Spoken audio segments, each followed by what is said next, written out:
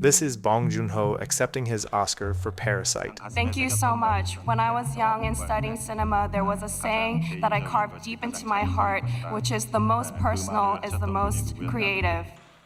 And I always believed that too. I always thought that if art doesn't come from something raw and real from inside you, it's not authentic. Like in his case, Parasite was inspired by his time working as a tutor for a wealthy family. That's what I thought personal meant, something from your life, but disguised, meaning it doesn't need to be literal to be personal. And in fact, a bit of distance, a buffer, can actually make it stronger. That's what we talked about in the previous essay. But something about that bothered me, because what happens when that distance becomes too wide? That's when I thought of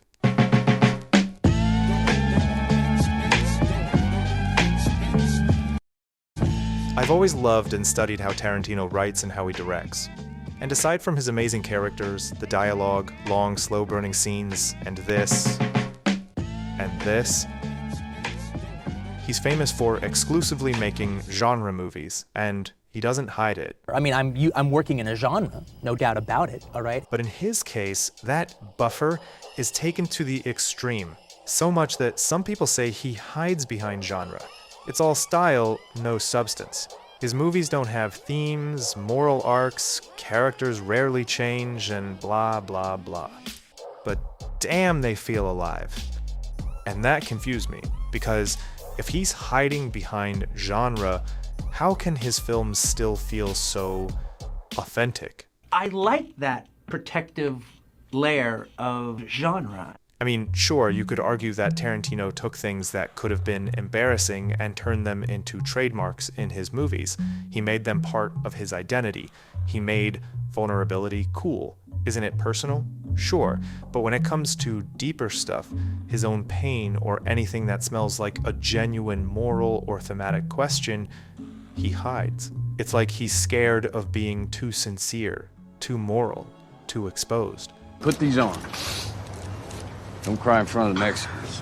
Whenever something starts to get real, he pulls the rug and boom.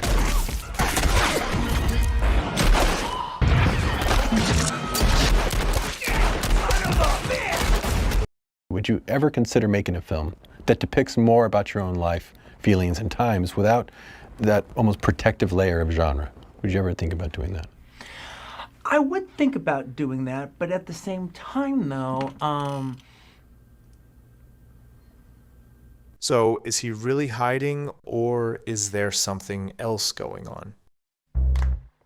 We know that we use the buffer to enhance our creative work, so that instead of talking directly about our problem, we wrap it in something more representative to give it more depth and universal meaning. But in the case of Tarantino, it seemed as if the buffer became the whole point.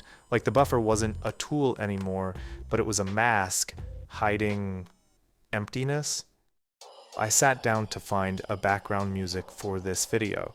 I often use hip-hop instrumentals. It helps me feel the rhythm while... Whoa, dude, what, TMI. Okay, let's stay on topic. So I was scrolling through YouTube and ended up watching this breakdown video of MF Doom's All Caps. It showed how they took the background music from this old TV show, chopped it up, looped it, and turned it into something new, which became one of the most iconic beats ever made. Don't talk about my mom, Joe. Sometimes he rhyme quick, sometimes he rhyme And that's when something clicked. I was like, wait, isn't this exactly what Tarantino does? He takes pieces from old movies and somehow turns them into something that feels like him. Maybe that's where his personality lives.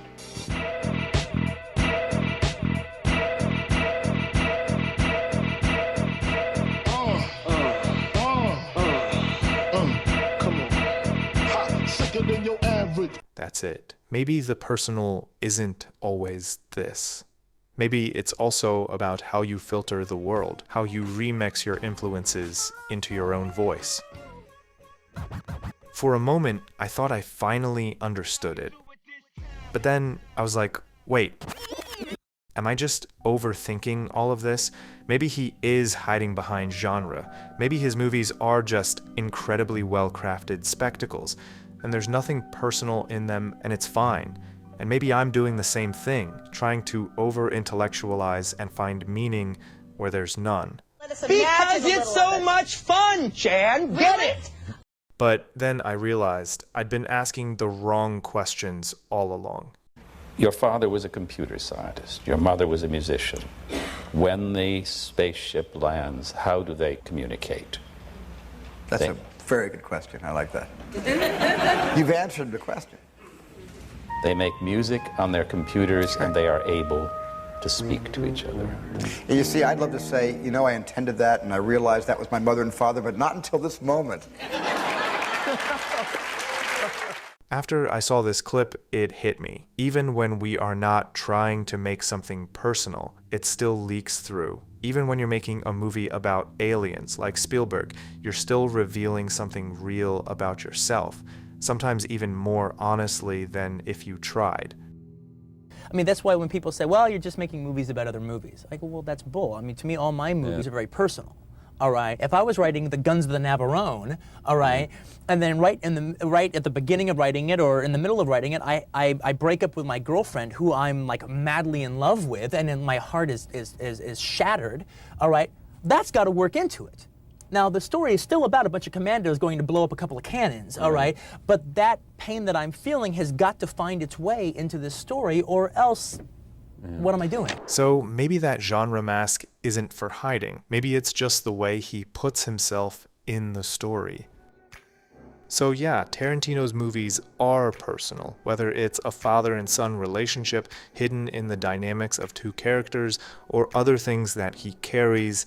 It's all there, just on the further spectrum of the buffer. In the end, you can't stop your life from showing up in your work. You can only decide what mask it wears.